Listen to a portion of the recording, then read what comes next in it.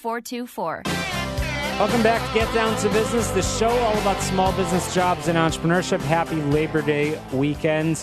And I hope you're enjoying with friends and family. And as I've been saying throughout the show, we're moving into the tail end of the year, which means it's certainly an opportunity to look back at the past many months and plan on ending the year with a bang. The Institute for Veterans and Families, the IVMF, has certainly done that, not just looking at things for themselves, but really in trying to maximize and help veterans and families. And I'm thrilled to be joined by Rosalinda Maury, who joins me on the phone to talk about a recent paper that they pulled together, a recent study about workforce readiness, the relationship between job preferences, retention, and earnings. Thank you so much for joining us on Get Down to Business. Thank you. Happy to be here. Absolutely. So I know you've been doing a lot of work in studying the relationship between I guess workforce readiness, the transition between military to civilian life for many veterans. And I'm curious, what are the highlights from that study that you recently conducted?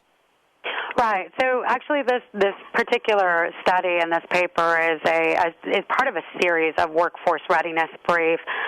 In this particular paper, we really tested this proposition of examining that relationship between job preference and military skills on a variety of different outcomes, such as job retention and earnings.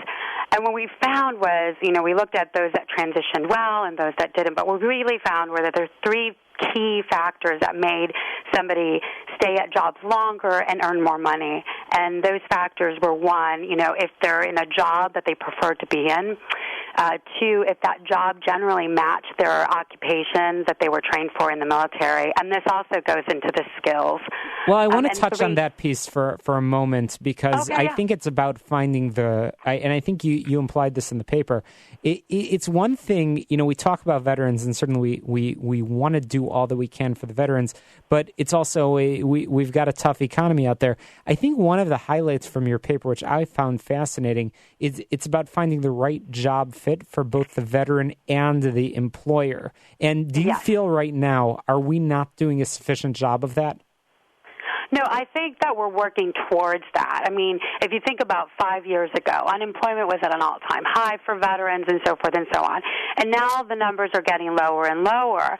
But we're not talking about just finding a job. We're talking about finding careers.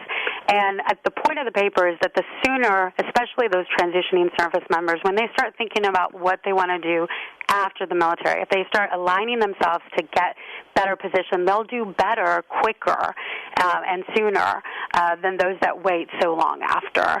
And I know that with companies like USAA and other employers, we're really doing a better job at that. Well, that's important, and I know it results in better employee retention and other positive career outcomes. And you emphasized that term career earlier. So you're the Director of Applied Research and Analytics at the IVMF, once again, the Institute for Veteran and Military Families. And I think that the study is fascinating. Tell us a little bit about the highlights from the other two papers that have been released by your team about the business case for hiring veterans. And I'm asked this question all the time in the business community, but curious, what are some of the highlights of the studies that you've conducted? Right. Well, the first paper really talked about this concept of workforce readiness. What does it mean for both the veteran and employer and so forth? And then the second paper really is much more for the employer. And I know that we have Mike on the phone, and he can talk from his perspective from USA, but really aligning the veterans that you have to maximize that talent, that rare, valuable talent that they bring to employers. And it is that strategy that employers can take from the hiring, from recruiting, and so forth and so on to align them best to maximize the outcome of the employment. And as you mentioned, we've got Mike Kelly, who's going to be joining us in just a few minutes on the phone. from USAA, talking a little bit more about this study and a little bit about the numbers of veterans that are transitioning from military to civilian life, and again, talking about workforce readiness and how we could be doing a better job of that. But if you don't mind, just tell us in the few seconds that we have remaining a little bit about the Institute for Veteran and Military Families and how people can learn more about your work at Syracuse University. Right, no problem. So the Institute, we do a variety of things. Obviously, I do research, and a lot of the things that I do is more pertaining about veterans and employment. We also do a lot of research studies on higher education since we are at Syracuse University. But another thing that we do is we have programs, and this sort of aligns right back to employment, but we offer programs free to veterans.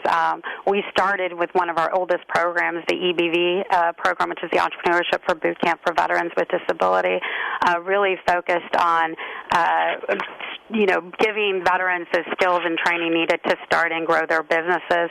All our programs, whether it's entrepreneurship, we do have other IT tech programs, are offered free at no cost to the veterans.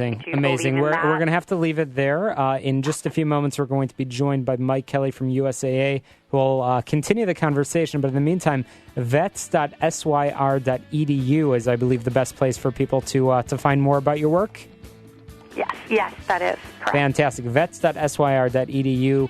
Again, we appreciate your time. The Institute for Veteran and Military Families at Syracuse University, and more from Mike Kelly at USAA talking about the transition from military to civilian life.